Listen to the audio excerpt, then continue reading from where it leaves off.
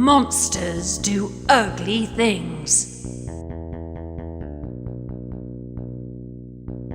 Written by Mark Adam Kaplan. Illustrated by Glenn Scano.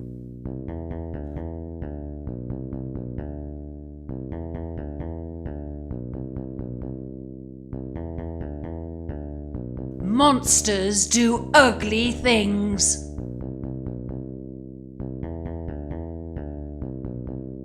They pick their noses.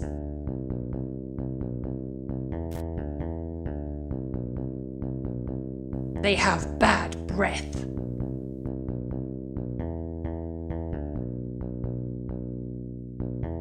But monsters do pretty things too. They have friends.